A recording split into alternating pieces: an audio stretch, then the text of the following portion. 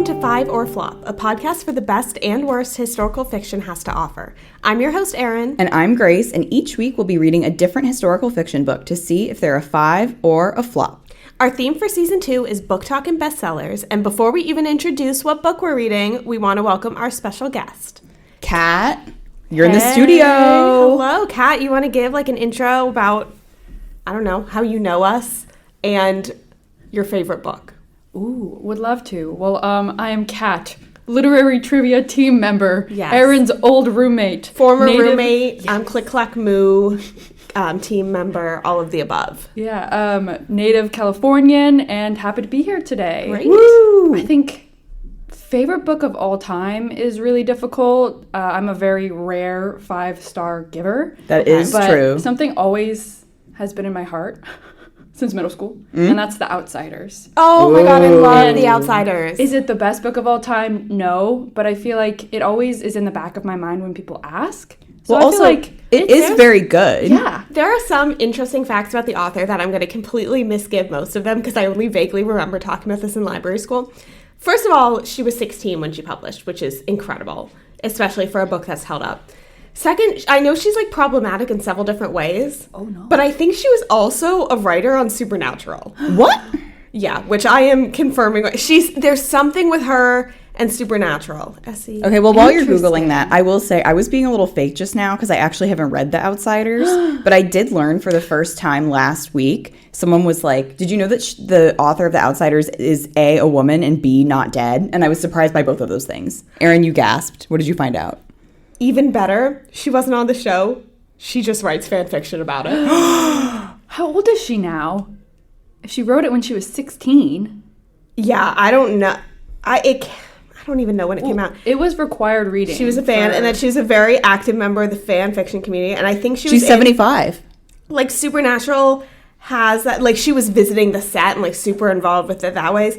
But she was in, she played a murder victim in one of the episodes. That was how they have the Breaking the Fourth Wall fan fiction episodes. Mm-hmm. She was a murder victim in one of those. Oh my God. I believe she's problematic in other ways, but I don't remember anything about that right now. Okay, Erin, coming into Poop on Kat's party. Okay, well, I gave some really fun facts right there. I don't know what you're talking about. Pretty iconic that she writes fan fiction into her 70s. I feel like we're looking to our future right there. Well, how much do you think she makes off royalties for The Outsiders? Oh, probably so much. It was required reading. They're making it a musical this year. She just got a big payout from that. Yeah. Well, have you seen the movie? No. All right. Oh, I just see an article titled "The Outsiders" author S.E. Hinton has new bad opinions. No. So it seems like she's I don't know if it's the same trend as J.K. Rowling, but seems like she rants on Twitter in a similar manner, but I don't know what about. I'm not looking into it right now. I think it's okay. Well, she's old at least, so at least she has that going for her. This article says S.E. Hinton doesn't want your gay agenda invading her books. Well, then don't write a gay-coded book then. God, that book is so gay.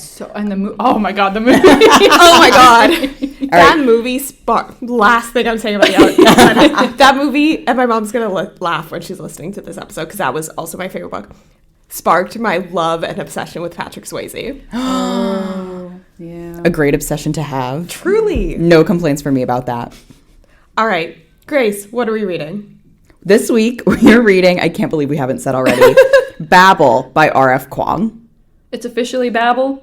We're going with Babel. Okay, well, the full title, which was not on my cover, and also not on the edition I marked on Storygraph, Babel, or the Necessity of Violence, an arcane history of the Oxford Translators' Revolution. We're going with Babel. Yeah. Okay. So interesting you bring that up because my copy, which was the ebook, just says Babel, an arcane history. It doesn't say, the necessity of violence, and it doesn't say the Oxford Translators' Revolution. I saw that the ones that, because I was on Storygraph, and it's two of your friends have read different editions, and it had the full title. Yeah. But my edition didn't. For the listeners at home, Kat is holding up her copy of her book open to the title page where it has the full title. I laughed, Grace, as we're going into our anything exciting this week when you mentioned your ebook, because quite literally 5 minutes prior to starting recording, we were having tech issues in the pod studio.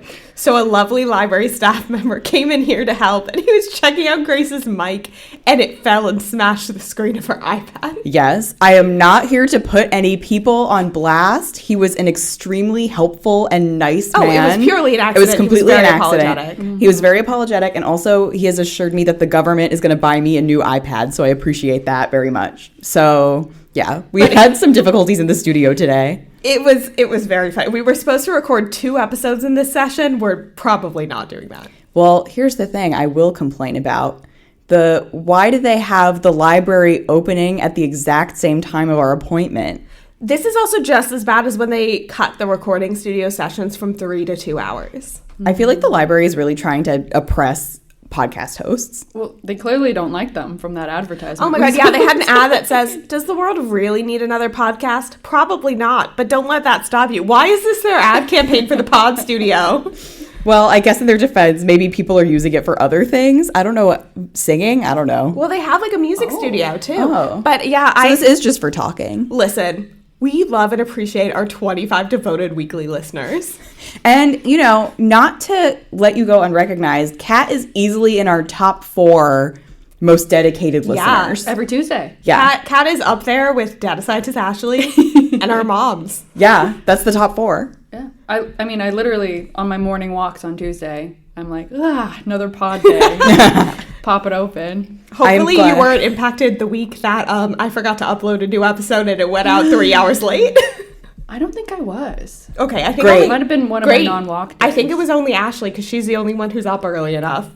Well, I'm glad, Kat, that you can slot us in your busy podcast schedule next to the Bones podcast. I mean, Tuesday, Wednesday. That's like half my week right there. It's just waiting. And when I start a Lost podcast. I can't wait. Erin and Santiago have recently started watching Lost. Erin, not for the first time. Santiago for the first time. So good. I love when people watch Lost for the first time. And Santiago was so resistant to watching it, and now he's like, no, this is really good. I'm like, yeah, I told you. Duh, yeah, just listen to Believe Women. What else is... Kat, what is up with you this week? Just very busy. We're actually a couple blocks away from my work, and our busiest work day of the year is in like a week and a half. So yay, but also... Boo. It's coming up in 2 weeks, so that means in 3 weeks you'll be like sailing smooth. Okay, so yeah, in it'll 3 be weeks, 4th of happy July. hour. Ooh, okay. That'll be 4th of July. I get that Thursday off. I'm going to take the Friday off. So at least the week after, it'll be easy breezy. Oh my gosh, you're going to have a fat nap on that Friday. Oh, yeah. Sad for you that you're really busy because Grace and I actually are not, and we're going on vacation this week. That's right. New York. Yeah, but it's at least you're busy, so you won't miss us too bad. It's so true. So this week is the week of Juneteenth, so we have Wednesday off, and then we're taking Thursday, Friday. So as opposed to our last year one-day trip to New York to see Bad Cinderella, our new annual trip is improved because we're not poor anymore. Woo! Yay! We are going, some of the quick highlights. Grace, name your top 2 highlights of our upcoming trip. Cats, the Jellicle Ball, and the American Girl Doll Cafe. God damn it, you said both of what I was going to say. Well, those are the 2 best things. American Girl Doll yeah, Cafe. and apparently if you don't bring your own doll, they give you a doll to sit with. So, and we already paid in advance. So the deposit was what, $25, and lunch is $27? Yeah, like per person. Okay, It's so that's everything not we bad. pay for is just going to be alcohol. If we get drinks, alcohol. Yes. Yeah, well, because they very specifically say on the booking, like, to, I think, not make people have to call them and ask. Like, you can book a reservation, like, whether or not you have children with you. Mm-hmm. Like, they're like, this is for girls that currently like American Girl or for women who liked American Girl when they were young. Which is phenomenal because who's more likely to spend more money there? Exactly. It's the girls like us. Yeah, and I never had a doll, so even if I was like, oh, my doll's at my parents' house, I didn't have one. I was just I was a book girl. I read the American Girl books. I actually didn't. I just always appreciated them from afar, and I had one friend growing up, and she was an only child, so she was a very she got nice girl, stuff. but she had she had a lot of toys and fun stuff. So we would always have play dates at hers, and she had like all the girls and like the accessories and all of that. That's like $1,000. Yeah. Well, Grace, are you gonna bust out your? Didn't you go as an American Girl for the literary ball? I did for Erin's graduation party. Yes. Oh, no, wait, I did twice. Right. We went to the Library of Congress. I was Samantha. Yes. And at your graduation party, Erin, I was Molly. Okay, thank God I don't have to call you a costume repeater right now. No, I could definitely not do Molly again because that outfit required a sweater. Take it out of context. I was gonna say, clip that. Okay, fine. Well, I've never done Molly. I could not wear my Molly. Who is listening? No, but if you met me, you would know that I haven't. I could not wear my Molly costume a second time because it required a sweater and it would be like 90 degrees. Yeah, no. Samantha, I could pull off because that was a very short, like linen dress. I'll just put a big bow in my hair. I can. Who is the Great Depression girl? I can make a flower sack dress. Yeah. I actually am not that good at sewing, and then it would also be so Four Winds coated. Listen, if you just have a floral dress, that's flower sack. Like you're good to go. Grace now has to sadly bring a real book to New York instead of an iPad book. Because I really doubt that the government moves fast enough to replace my iPad within the next 4 days. That would be crazy. Are we reading anything else good? Kat? I'm reading Parable of the Sower by That's a Octavia classic. Butler. It is very good.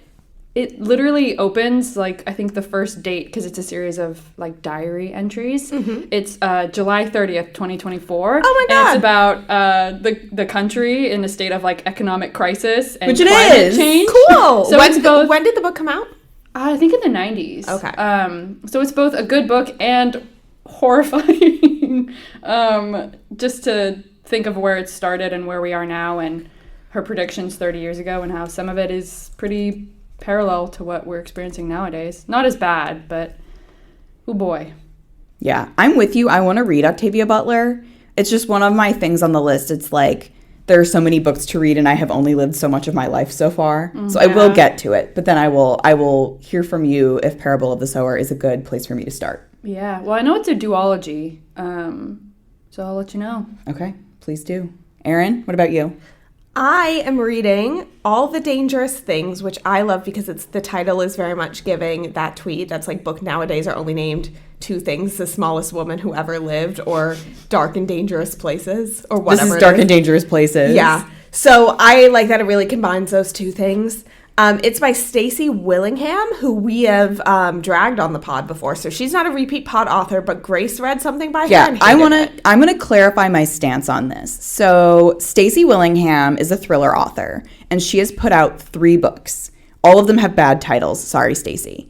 But I really loved her first 2 books, one of which is All the Dangerous Things. So I actually love this book. I knew there was one you hated by her. Yeah. I didn't think it was this one. Her new book came out this year, and I was so excited to read it, and I thought it was horrible. Okay. So that shocked me, but her first 2 books, which is All the Dangerous Things and A Flicker in the Dark, are great thrillers. So I would recommend them. Yeah, I'm 100 pages in. I like it so far. Another one I'm gonna talk about something else I'm reading real fast because, like I said, I thought we were gonna record 2 episodes today, but I think that's probably not likely anymore. Yeah, go ahead.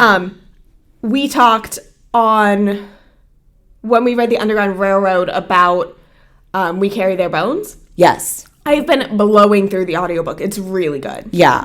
Highly recommend. Kat, if you have not heard that episode yet because we haven't put it out. Yes. But it's a nonfiction book about the Dozier School for Boys in Florida. Which was like a juvenile detention school that like horrific abuse. And oh, man. It's this whole project to like excavate the bones, reunite families, like find out what actually happened. My God. Was it just like a boarding school or was it one of those kind of Native American situations? It was like a detention center. Like it kind of like you were sentenced to be but you okay. went for like one boy was there and then like beat to death because he skipped school for 3 days. Like it was basically a way to incarcerate like impoverished, especially African American boys. Mm-hmm. So yeah, pretty horrifying stuff, but phenomenal phenomenal book. I think this might be my first nonfiction of the year, actually, which is kind of insane that I've made it this long. But. I've also been in more of a fiction era than nonfiction, but actually the book that I read most recently was nonfiction. What a transition. Yeah, it was one of the books that I picked up at the McKay in Manassas for 7 books for $14. Hell yeah. And it was called Memoir, A History by Ben Yagoda. It's not a new book. It was pretty old. But it's about just like the history of the memoir as like an art form. As I like might borrow this. Yeah, so it was actually fantastic. It wasn't that long. There was some analysis, but when you really boil it down, it was just kind of like a list of stuff, which I love. So I was a big fan of that. So like a memoir of the memoir? No. Oh. Yes. Okay. Sorry. No, I was confused by what you were asking me. No, it is, kind of a memoir of the memoir. I'm going to, before one of our devoted listeners called me out, I just realized I have read another nonfiction book this year, so sorry to we carry their bones. What's the other one? Name drop it real quick. I don't remember the name, but it was by Ariel Levy, and I talked about it on the pod. Oh, is it like the financial month thing? No, but I do love reading my financial books. We can pull it up on Storygraph. Yeah, that's what I'm doing. The rules do not apply. The rules do not apply. Yeah, that was not as good as the one I'm currently listening to, but I enjoyed it. Okay. I think because we are also excited about the presence of our guest, we have talked for a long time about other stuff. 15 minutes that we've just been yapping, which is, oh boy. Usually Grace and I are onto the synopsis in about 5 minutes. So should we get onto the synopsis now? Better late than never? Okay.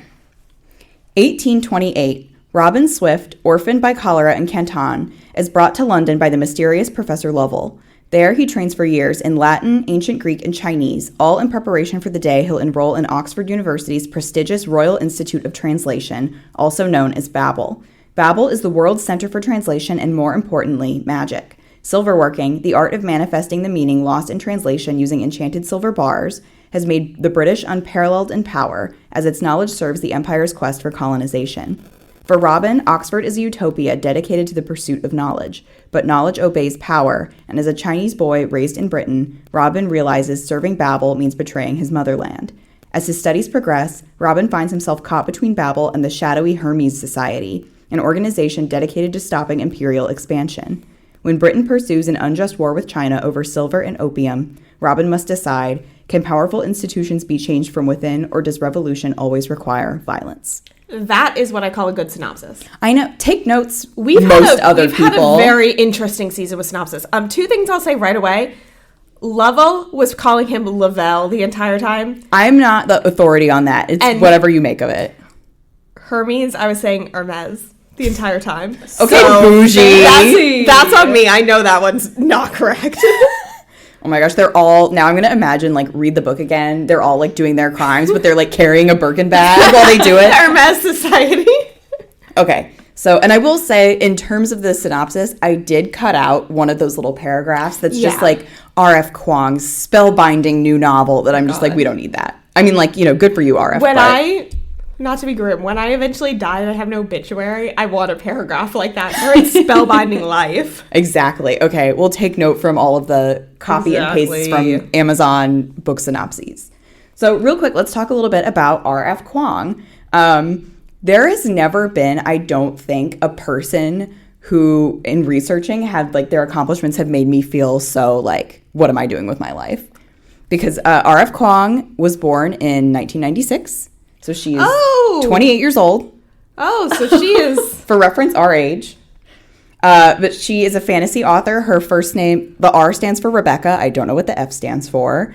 And her other books include Yellowface, which is her most recent release. Yes. And the Poppy War trilogy, which is a fantasy trilogy. That was her debut. Her very first book was The Poppy War. It came out when she was 21. What am I doing? When she was an undergrad at Georgetown, Kat, a place you have a degree from. Yay! But R.F. Kuang, she was born in Guangzhou, came to the U.S. when she was 4, and she has now had 2 master's degrees, one from Cambridge, one from Oxford, both in contemporary Chinese studies. I guess just rack them up, Yeah, and she is currently pursuing a PhD in East Asian languages and literature from Yale. So anyway, congratulations, RF. Wow. I just, honestly, the whole time I was researching, I was if I was her sibling, I would never feel I feel like your parents would always be like, why can't you be like your sister Rebecca? Like, she just Yeah. is killing it on every level. And there was a little bit of controversy, not of her doing, surrounding Babel, so I wanted to touch on that real quick. It won the 2023 Nebula and Locus Awards, which are science fiction fantasy awards, and it was predicted to be the frontrunner for the Hugo, which is like the largest award in that space.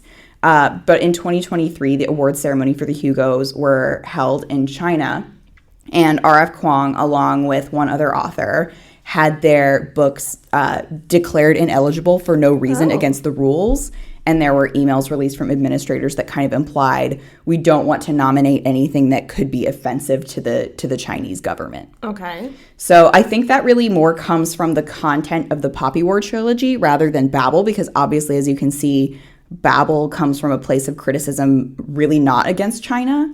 But the Poppy War is a book where its central character is kind of inspired by Mao Zedong. Okay. So it's extremely political in that way. Gotcha. And the other book that was eliminated was called Iron Widow by Ziran J. Zhao. And it had a Uyghur main character. And obviously we know right now that the Chinese government is not properly treating the Uyghur people Gotcha. well. Okay, interesting. Yes. So unfortunately, she was not nominated for the Hugo for Babel.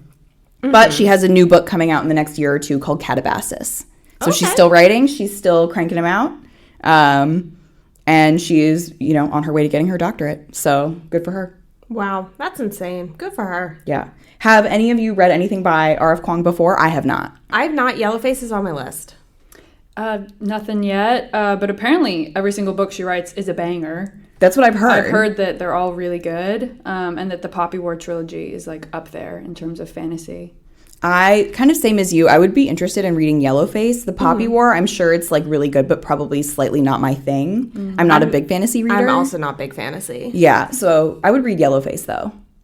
And I will say, let's get ahead of this. This is a alternate history, kind of in the same way the Underground Railroad was. I feel like reading that was a good setup for this. It's about an Oxford that's mostly like the Oxford that did exist in 1830. The Royal Institute of Translation, or Babel, is an invention of R.F. Kuang's. And the world is essentially the same, but there is this element of magic interpolated into it. It's kind of like in Mexican Gothic with the magic fungi that kept people alive. Yes. Same world plus magic. Yeah. So the time period that we're going to be talking about later involves Britain and China on the edge of the First Opium War. So that's our time period for everyone to keep in mind. But yeah, it is so firmly steeped in history that I think it'll be interesting for us to talk about how the magical elements were incorporated in. But I think it's still definitely fair game for a historical fiction podcast. Okay. Did you guys read the author's note in the beginning? I did. I did, and it confused me. Having not read the book, I kind of want to go back and read it. Let's put a pin in that and give our disclaimer and then immediately jump back to the author's note. So, our usual disclaimer, our judgments come based on the book and characters within the book rather than any real historical figures they may have been based on. I don't believe Grace would know better than me because she did the research. Okay, we'll find out which one it is later. So, yeah, stay tuned for that because I do not know. Not a major character. Okay. Kat, what were you saying? Just that the author's note, she kind of details what changes she made going into the book. Mostly to the landscape of Oxford. Yeah. And it all really just glanced off my head before reading the book. But I kind of wish I had gone back and read it afterwards. I feel like it would have given me some context. Or if there was like a map. I love a good map. There is a map. Is there a map? Yeah, there's a... Oh. Not in your copy. I don't know if my copy had a map. Or Mine I did. just didn't look. And then there's like a map of Babel itself, all the different floors, which I actually found myself referring to just in the beginning. But the second one helped a lot in terms of, especially at the end. When That's on me then.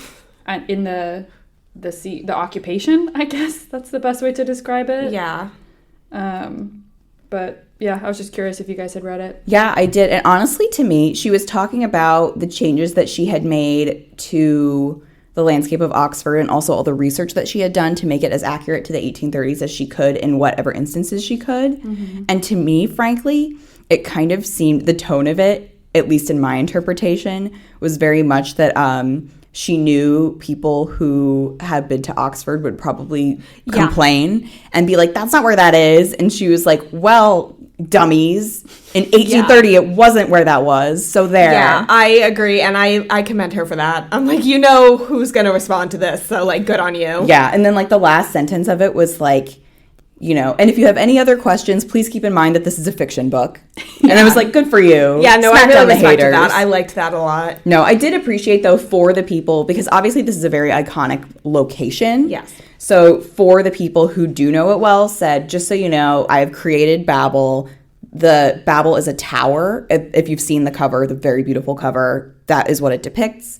And she's like, here is where I have placed it in time and space for you to imagine. I think so. It was good for her to put in the author's note. There wasn't quite as much there about, like, the wider history. It was kind of narrowed in on the Oxford landscape. Yeah. So real quick, should we do a bit of a more in-depth all the way through plot synopsis to use as a jumping off point? Here, I just really want to establish, like, what we didn't get in the synopsis that I think is important to note, which is the main theme, which is Colonialism. Violent, like, yeah, do you need to use violence to overthrow colonialism?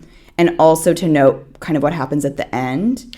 Yeah. So there are four, in essential, you know, overview, there are four main characters. Who are all students at Babel at Oxford. Yes, and Robin is our point of view character, and he is from China. There's Rami, who is Indian, Victoire, who is Black Haitian, and Letty, who is white and British. So 2 men, 2 women, 4 different cultures, and the clash between the 4 of them about whether or not Babel deserves to be brought down and how to do it. And what they actually do at Babel is interesting. And I was very skeptical of the mechanics of, like, the magical element, but I kind of, like, I had my own other issues with this book, but I really suspended my disbelief with that. I'm like, sure, whatever, it's fantasy, like. Yeah, it definitely took me a while. I think this book is complex, and especially the magic element took me a while to wrap my head around. Yeah, but basically they're at Oxford studying, like, all these different languages and specializing different areas so they can use specific types of translation to make bars of silver that do magic things. Like, I'm trying to think of an example of one. Well, basically the magic is you have, like, a word in one language and a word in another. You transcribe it on either on either side of a bar of silver, and then kind of the dissonance between the 2 different meanings, because there is no such thing as a perfect translation, will create some kind of magical effect that mimics the effects of the word. And for it to work, you need to be, like, a completely fluent speaker Of both languages. They say, like, you to be so familiar with it, like, the wording they use is you have to dream in that other language. So that's why these scholars are focused so intensely on language. Yeah. So in this world that R.F. Kuang has created, the translators at Babel are the most powerful people in the world because they're the only people that can do magic, essentially. And these bars require upkeep and, like, them to go in and recite the words, that sort of thing. Yeah. So Britain's colonial power has really, like, centered itself in this universe around having magic. How do you all feel about the incorporation of that into the, like, alternate history? All I thought about when because the mill workers were laid off because the silver was replacing their jobs, which is, like, meant to parallel some of the Industrial Revolution, all of that. But all I could think about is how everyone's like, oh, AI is coming for your job. Oh my gosh, it is like AI. It's so AI. That was my only thought. I thought it was fine. Overall, my whole feeling of this book was, I'm going to steal what Grace said about All the Light We Cannot See. This is the most incredibly 3 book I have ever read in my life. And that's just kind of how I felt about the magic being incorporated. Like, okay. All right. Well, now you have your 3 book. I have my 3 book. Kat, you need to find yours.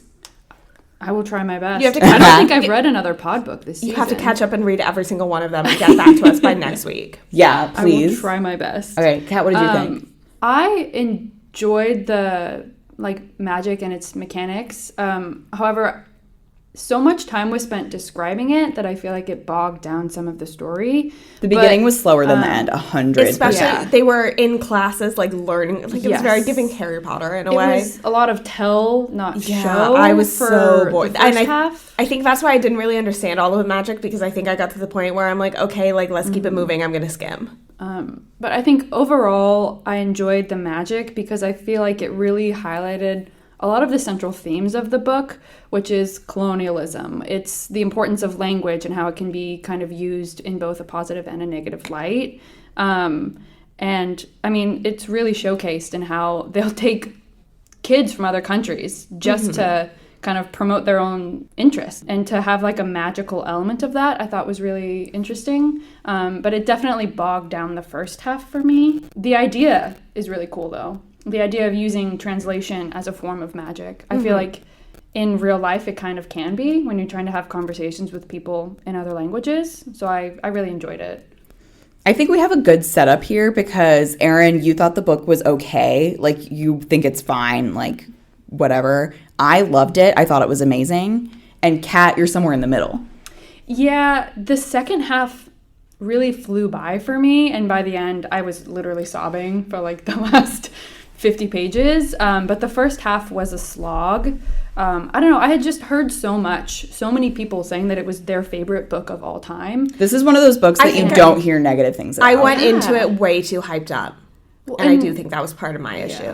And it's long, and we haven't even talked about the footnotes yet. I was going to bring those up because I was like, that's the way to get Erin fired up. Before we get there, because we've been touching on pacing, and you know I love a good pacing chat. No time jumps really in this. No significant. No. Maybe like a couple months forward. They go through the 4 years at Oxford very quickly, which is fine. Yeah, like you might skim over a summer or like one of the terms, but you're getting time as it's passing. But yeah, I thought the book was so slow with them going all through school, and then they went on the trip to China to talk about like trade stuff, which is when they realized, oh, Babel might be evil. And then the real like turning point in this novel is Robin kills Lovell. Yes, I think that happens at a really good time. I agree. I thought that was perfectly placed because I was going to be like, what's kicking it up? Like, what goes from here? And then the aftermath from that stays really strong. And then Robin is trying to like gain control of Babel and force them to stop being evil by sieging the tower. And that siege went on for so long. Just like it dragged the end down for me. I was like, okay, we're still here. We're still doing this. Like, let's speed it up a little. Let's get back to that good pacing in the middle. Okay. I do see how the beginning was slow. I agree with that. I didn't have a problem with it, but it definitely read slower than the end. I think at the time when... So Robin ends up killing Professor Lovell sort of in the maybe 60% of the way through the book. And at that point, he's torn between, do I want to reap the benefits a life with Babel could give me, where he's, wealthy and doing this scholarly work and he's powerful. Like, if he goes along with it, he could have a great life. Yeah. But he knows they're doing bad things. They're furthering the British Empire. And to get a lot of that silver out of China, they're like pumping opium in. Yeah. And then he's torn between that personal success and the working with the Hermes Society, which is the shady underground organization that's trying to bring Babel down. And I'm wondering, and he's so hesitant specifically to commit violence. Yeah. And I was wondering, what is going to get him there? And when he kills Professor Lovell, who is his guardian, but also his biological father, he does it in a moment of rage. Because Professor Lovell basically feels no guilt about both pumping opium into China to basically steal silver from them, and also for killing Robin's mother, which he did indirectly by not healing her when she had cholera. Cholera reference also, by the way. Oh my God, Love in a Time? Exactly. But that moment, it really spurred along the development for not only Robin, but for his other three friends. I thought that was great. In wildly disparate ways. Because they all are together when the murder occurs. So it affects them all, his choice to do that. But yeah, I thought the siege after that, when they tried to bring down the tower in a metaphorical sense, and then at the very end in a literal sense, to me it seemed it worked. I didn't think it was too long. But that's just my opinion. It could have also been I was just over the book by then, it's too. More than 500 pages and you just thought it was mid. Of course you were ready to be done. I feel, for me, it worked because it was a good payoff for kind of what we had been discussing for, 450 pages at that point. because you kind of get the sense for Robin, and from like the first couple of pages, I knew he was going to break at some point, but it was trying to figure out when he would break and what would do it. Even like killing his father, I think, wasn't truly the breaking point. It was, you know, when his friends die, especially Rami. Rami? Yeah. Rami. Especially when Rami dies, like that's his true breaking point, more where he doesn't feel like there's anything left. But he's willing to sacrifice his life, and he does, to bring down the tower, specifically because he doesn't feel like he has the ability to keep living after that. I like how it ended with Victoire, in a way, being shown as not necessarily the braver person, but like the stronger person in a sense, where it's so much harder to keep pushing forward and to keep trying to make change, and to stay alive, and to stay alive. Like that is the hard part, I think, for a lot of it. Friends. It's the book is like 95% Robin's perspective, but we do get little, with what Kat was just talking about, like little single chapters for each of the other three characters, and Victoire's was because it ends with her because she's like, the one that's alive. Yeah. At first, when that happened, I was conflicted. I was like, why do we have this here? Because the first one was Rami's. Oh, I liked and them. It came pretty early, and I didn't know he was going to die yet. And then, obviously, it became apparent why his chapter had to be so early. But I liked how we had that one inside of each person's head. I do like that. Victoire's was the ending, and I think it was really strong and really good. And I also really enjoyed Letty's, because she is the friend who is white and British, and she just simply can't wrap her head around why her friends are willing to do so much to bring down Babel, when in her eyes it has embraced them. And there's no amount of explaining that they can do to convince her that they will never be embraced by an 1830s Oxford. And that character, I think, being a woman was also really crucial, because it gave her the perspective of like, you guys think I can't understand, but I can, because I'm a woman at Oxford, which obviously in 1830 has its own difficulties, but it doesn't, those two things aren't necessarily comparable as being someone of a different race and culture and being someone of a different gender. This is a good point to talk about the characters. Letty is the one who betrays them. She turns in the Hermes Society, kills Rami.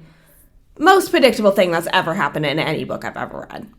Yeah, when she was like, I'm just going to go outside of our secret fortress and take a walk. And they were like, oh okay. my God, yeah. I was like, girl, like, don't let her go. But aside from that, like, I can take a predictable moment, fine.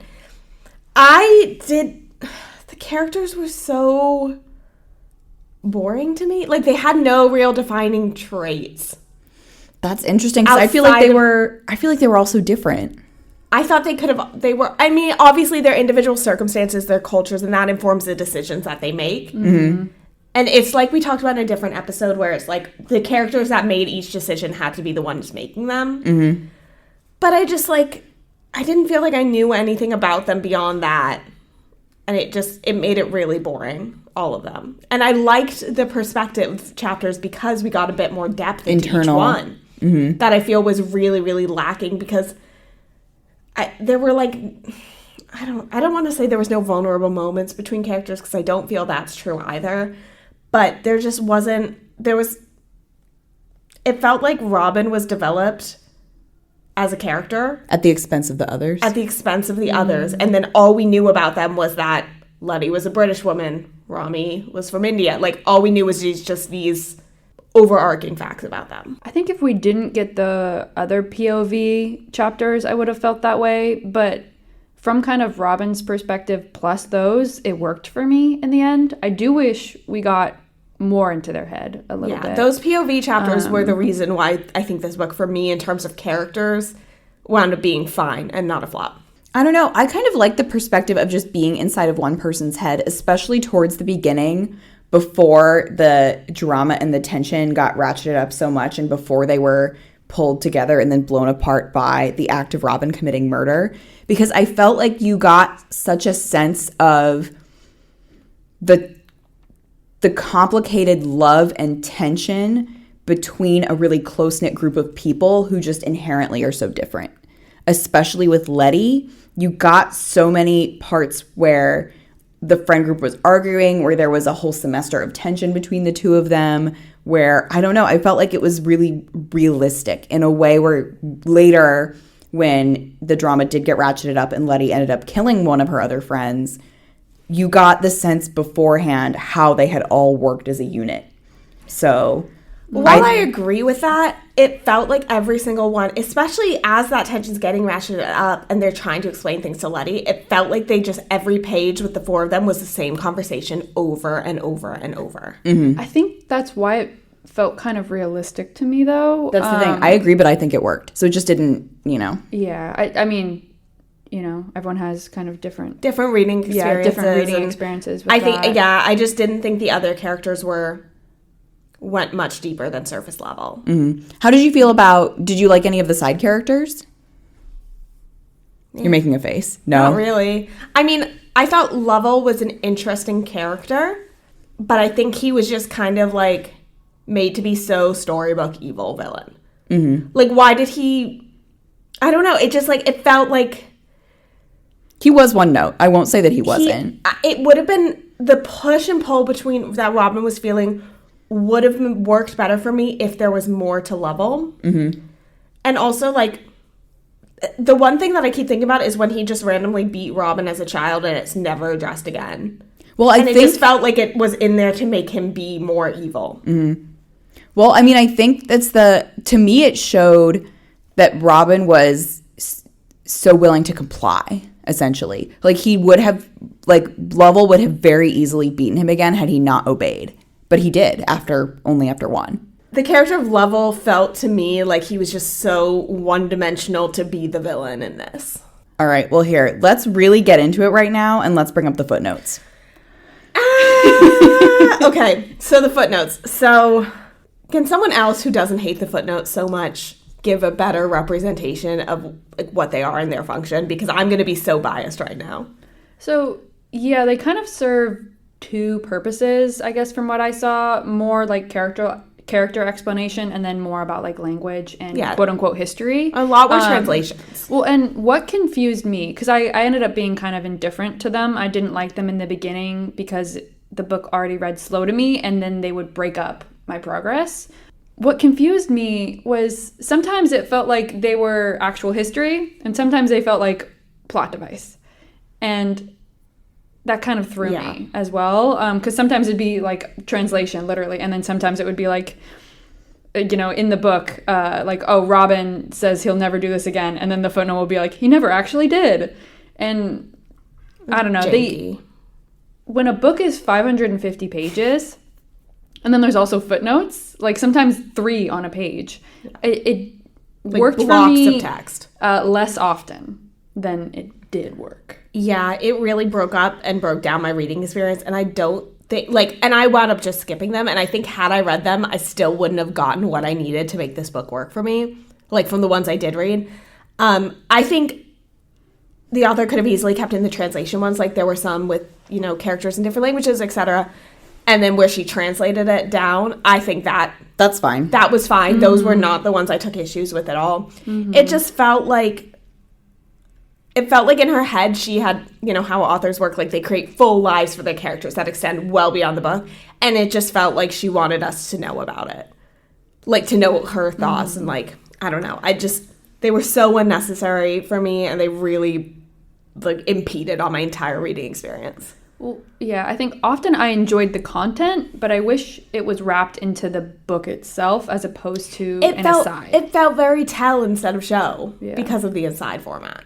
But Grace... All right. Grace is sitting over here smiling, sitting up straight. Waiting for my turn. So I'm going to be a little bit unfair here, because normally I say, like, oh, these things are a matter of opinion. In this case, I say, I love the footnotes, and if you don't, you're just being a hater and you have no taste. Okay. That's how Grace speaks to me on a daily basis anyway, so I'm used to this kind of treatment. So now it's on the record. No, I adored the footnotes. First of all, so the ones that were just translation based, I'm not talking about those because they're brief and they serve a utilitarian purpose. Yeah, those I think we can just leave out of the discussion. So whatever. Other times, I First of all, I enjoyed the backstory that it provided. Sometimes it heightened tension. Sometimes it was comical. Sometimes it gave me a clearer picture of how things worked at Babel. And I think it was a succinct way to do that without inserting like more and more and more word count into the already thick book. But frankly, I just love them as a stylistic tool. I always love when a book, fiction or nonfiction, has footnotes that are text and not citation.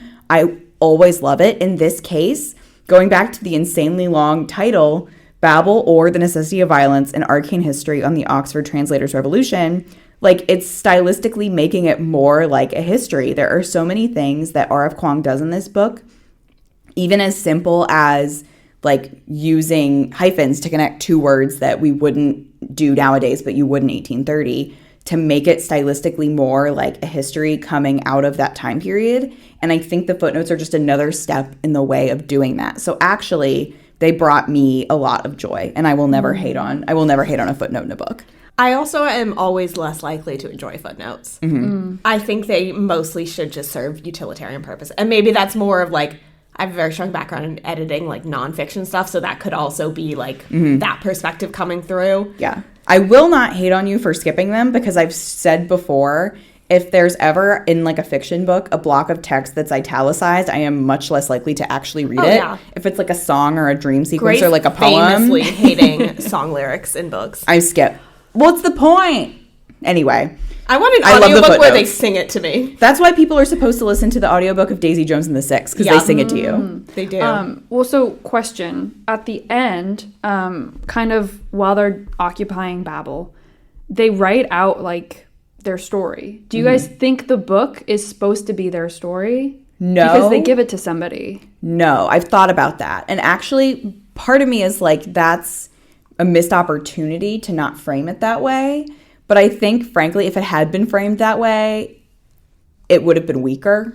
I agree. So I think it's smart to not have this be what was written down. Because there are a lot of, when they occupy the Tower of Babel, there are several characters in there that we aren't really very familiar with, that are just kind of there at the end. And we don't learn that much about them, which I think is a tell for this book not being that history that they write. And it would have upset, I think, the balance of, like this, we said before, all of the things that went all right with the pacing and the structure and all of that. We wouldn't have gotten as much internal emotion had R.F. Kuang framed the book that way. True, yeah. And it is very heavily focused on Robin, as opposed to Robin and Victoire, who are the two of our four main that end up there. Yeah, I think the reason I was kind of questioning it was because with the footnotes, it does feel a little more academic, as perhaps somebody who had studied at Oxford might have, especially with their emphasis on translation and what it kind of truly means to translate. Is it good? Is it bad? And I did really enjoy the kind of breakdown of that throughout the book. I did really enjoy those thematic messages. Like, I think the question at the heart of this is like, is violence necessary? Or can you change powerful institutions from within, especially in regards to colonialism? I think that's a great message to explore, and I feel like the foundations of it are really there for me, but because of the pacing issues and because of my thoughts on the characters, which I know is not agreed with, I understand I am the unpopular voice of dissent here. I just didn't get out of it what I felt I could have.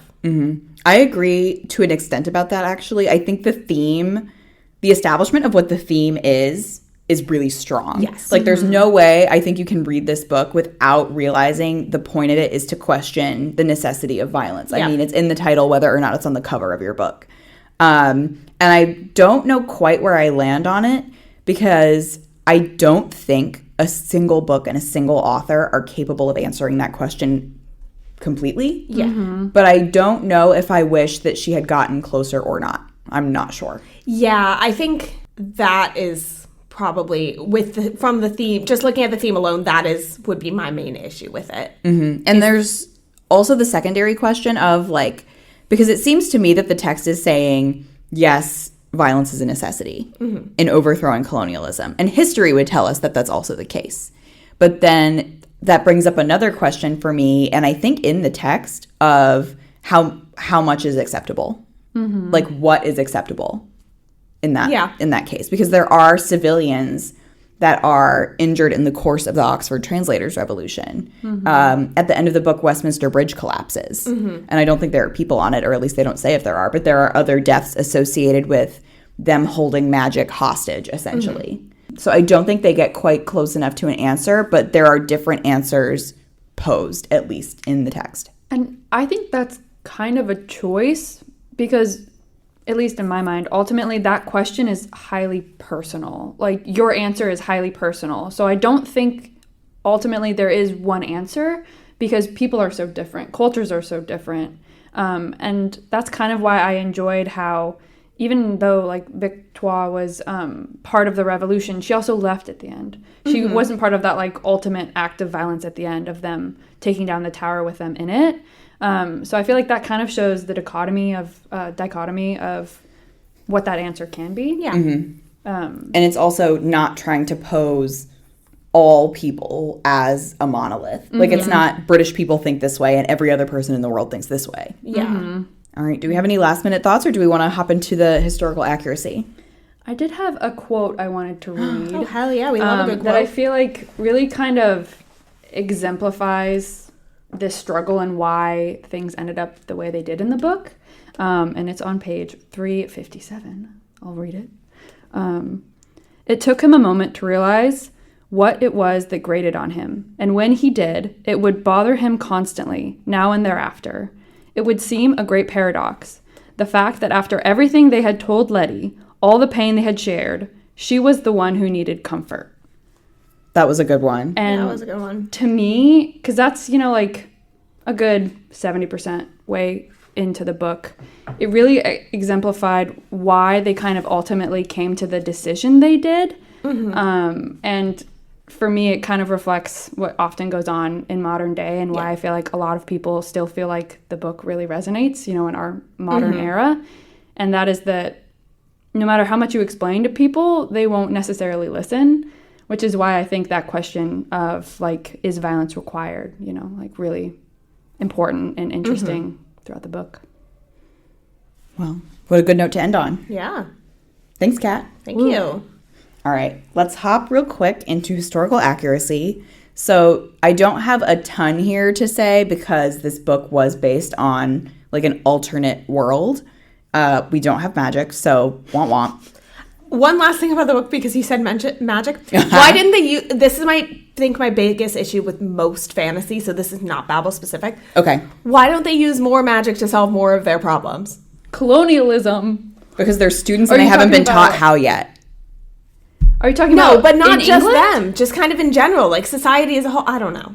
I feel like they could have been using it more to solve more issues, but... I feel like they explained that really well, though. I don't know. Like, they talked about there's, like, this limited store of silver, and they're running low, which is why they want to start an opium war with China. I guess. I did have that issue less with this book than I do with other fantasy. Okay. But it's something I think I bring up every time I read anything fantasy. Like, you could solve so many more of your issues if you're smarter with how you use this stuff. I think that's kind of why they ultimately needed to bring, like, these students and rip them from their, like, homelands, right? Is because the scarcity of people who speak other languages, especially since they don't value the people who speak other languages, I feel like that kind of has to play into... Yeah, but why is... Maybe I'm, like, asking questions about the evil Babel institution, but, like, why aren't they smarter with how they use this? Well, I feel like they are because it's benefiting them. Like, they say they use it a lot for the benefit of rich people to make their lives easier rather than to make the whole world better because the poor people can't pay them for it. I just always think I'm smarter than everyone in a fantasy book. And I'm like, I could be using this magic so much more efficiently. I will say there were a couple of times I almost felt the opposite, like that stuck out to me because I think the rest of the book was constructed so intelligently that this wasn't a huge deal, but it stuck out. That I think that the way that the magic was incorporated into the alternate history, like silver magic is what runs their steam trains. Yeah, they could be using it more efficiently and not do that. Well, then I'm like, that's my one thing. Or at the end, because they don't do maintenance on the silver magic in Westminster Bridge, that's why it falls. So then my thought was like, are you really saying that in this world in 1830 they couldn't build a bridge that would just stand? Yes, that was kind of what I... Thank you for wording that way better. That was my thought. Like, why were they using it in the ways that they were when there are they could be using it to solve other issues. You know? Well, I think the answer to that is capitalism, right? Okay, Which I feel like is a theme we haven't touched on yet. Yeah. But their whole thing is they don't share their info with other schools, right? Because they want to control it all for the money, right? Don't they give out bars that like will run out sooner so that people have to come back? It's all just like to earn them money, right? That's why they have it, so that the bridge needs to be repaired. It's because they want them to need Babel. Yeah, I mean, I guess, there were other instances in which it didn't bother me because I feel like in my head I was like, oh yeah, clearly in a world like where you have trains that can run by magic, you're not going to try that hard to invent a train that runs on electricity or gas or whatever. But I think there were times where I was like, okay, that is like a little poorly executed, but I don't mind that much. It seems like there would be better ways to use the magic than what they were doing. But I mean, it does come down to, like, I understand the capitalism benefit for them. So, like, I get it, but also, like, y'all are dumb.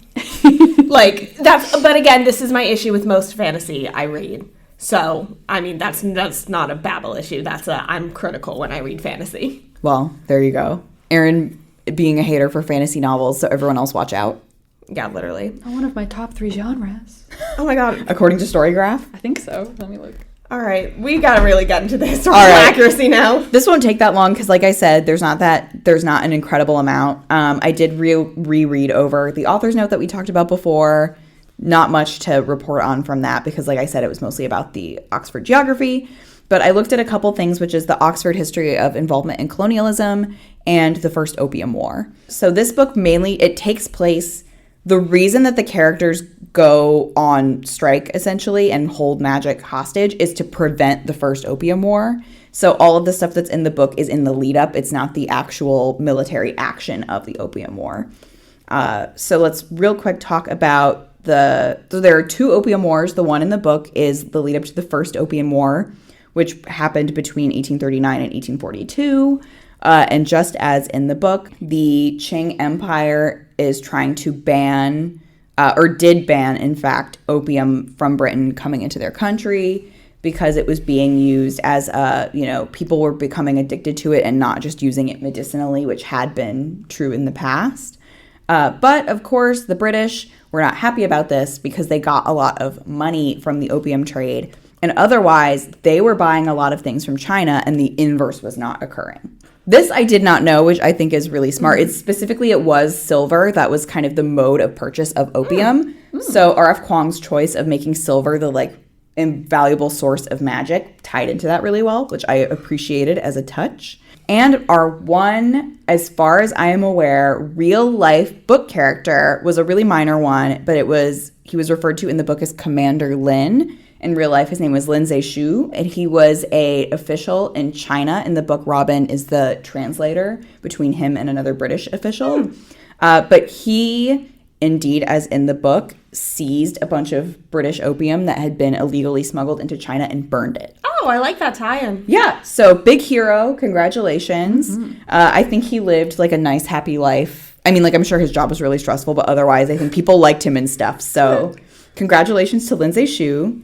And indeed, unfortunately, Britain did go to war with China and did win the First Opium War and kind of wrenched from them a treaty that gave Britain free trade and the ability to import opium into China. So, bummer there. They did end up winning that battle. And I think it's left ambiguous / at the end that despite all the efforts for them destroying the tower, that they just don't have enough power to overturn the colonial machine. So that was part of the book.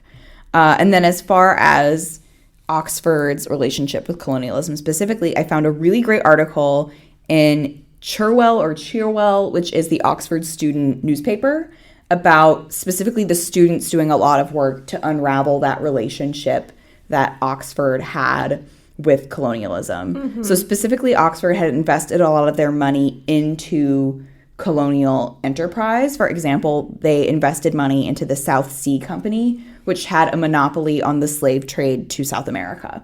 So they were getting a lot of money back, specifically off the backs of the importation of slaves to South America. And there also are a lot of relationships that are a bit more indirect, where a lot of their strongest funders and their named professorships come from men who made money in a similar way from colonization. So the students are really actively engaged currently at Oxford in addressing and disentangling Oxford and looking at their history in terms of their relationship to the empire, which I think is really great. To me, it mirrors, Kat, I think you would have some experience with this, and I do as well, of a lot of American universities right now are having a reckoning about how tied in the construction and running of their universities were to slavery. Georgetown had a lot of its startup money come from the sale of slaves. The University of Virginia, where I went, was built by slaves. And so I think those two missions in America and in the UK are mirroring each other. And I think it's good to take steps in the right direction and acknowledge our tangled histories. I'll shout out the Georgetown 272 Memory Project, which is about the 272 enslaved people who were sold by Georgetown. Feel free to check that out if you want more information on that. Thank you. And if you are ever in Charlottesville, they have recently built the memorial to the enslaved laborers. So it's very beautiful. Please go by and read the names that are carved onto that memorial. All right, let's hop into our star calculator. All right. So our categories today are, and Kat, we will just run yours in a calculator. Okay, I was going to say I can't access it on my phone. Okay. Grace will do the calculator for you because So I see her it's going into history, vibes, characters, writing. Well, I'm about to share, Kat. Okay, oh, sorry. Our categories are historical accuracy, originality, characters, prose, and vibes. Take those to mean what you will. So I will go first. As I said at the start, this is the most 3 book I've ever read. Didn't hate it, didn't love it. Fine. So you won't be surprised by my final score, but let's see how I got there. Historical accuracy, 4. For me, it doesn't really matter much because, like, it's an alternate history. I like the details that she did put in, but obviously it's not, like, it's fine. It's not complete. It's fine. Yeah. This category means the least to me for this one. Originality, 4. Like I said, I really love the themes she chose to explore and how she set it up. It's just that execution wasn't fully there for me, which leads me to characters, which I give a 2, because this is where I felt like the most lacking. It's just like some of their stuff was just very predictable, and their conversations just went nowhere for me. Prose, 3, fine. Footnotes took away from it, but fine overall. Vibes, 2. I just didn't really vibe with this one at all. So that gives me a final score of 3, and I gave it a 3 on Storygraph. I appreciate a round number. You know, I do too. It's so rare we get a round one. It is extremely rare, and I do not have one. So I'll go ahead and share mine. 4 for historical accuracy. Erin, I agree with your sum up there. But everything else, I've given it a 5. Originality, 5. Characters, 5. I really like the way they interworked with each other. Prose, 5.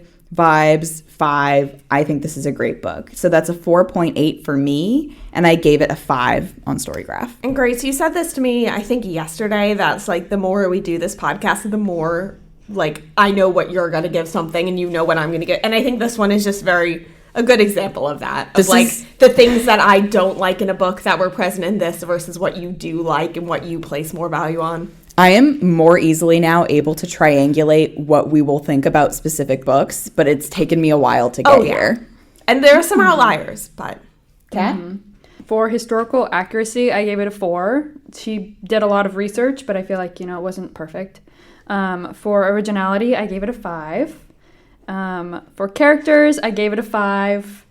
For prose, I did give it a 3.5. I can round that. Decimals are allowed. We let Ashley put a decimal point, and Grace already yelled at her, but I said it was fine, so. Just because of the kind of, like, it told us and didn't show us in some aspects, I feel like that was its weakest part for me. And then for vibes, I gave it a 5. And drum roll for the star rating of 4.5. Okay. And I did give it a 4.25 on Storygraph, but I have been thinking about bumping it up a little. So maybe this is the confirmation I need. So that's your range, at least. Yeah. For our audience, I am the outlier opinion, and I acknowledge that many people do really like this book. and have much higher opinions. Maybe if I paid more attention to the footnotes, I would know the characters a bit better. Well, and also let's add, in terms of books that have received universal praise, at least you just think this is fine and you don't think it was horrible, like we said about Mexican Gothic. Yeah, no, I think this was a fine book. I would probably still recommend this to readers who really enjoy fantasy and pull a lot from it, and who want to read something with a bunch of footnotes. For me, I love footnotes. And I really am wondering, I'm like, maybe there was more about the characters that I missed because I didn't pay those attention. So that could have been a thing. However, in my opinion, and I should have said this earlier, if it needs... what I need to get to understand the book should be in the text itself and not the auxiliary elements. Mm-hmm. So, yeah, it was fine. Didn't hate it, didn't love it. All right. Well, for me, it's a 5. Wow. A rare Grace 5. It's not that rare. Not this season, anyway. Not this season. Yeah, I ultimately really enjoyed it. The first half was a bit of a slog, but ultimately... So, now comes the question of how you round things. Would you round 4.5 to a 5 or a fine? That's hard. I have not had a 5-star read this year, so it hurts me to say 5 for some reason. So you're fine leaning 5. Fine leaning okay. 5. Even That's though like fair. a 4.5 definitely. I don't want to take a aggressively 4.5. leaning. Yeah. There's Aggressively leaning some 5. point, I usually round 4.5 up to 5, but I'm also very lenient with my 5s. But there are some things like maybe for one book you would wind up rounding it, and for this one you wouldn't. Like, it just depends. All right, well, Kat, thank you for joining us today. Thank you for having me. And while you may not be featured on the episode next week, we do hope you'll read the book, which is... Lessons in Chemistry by Bonnie Garmus, and that is the season 2 finale. God, how are we already at the finale? Yes, so not only will you hear about the book, we'll do a little sum up of what we think about the season overall.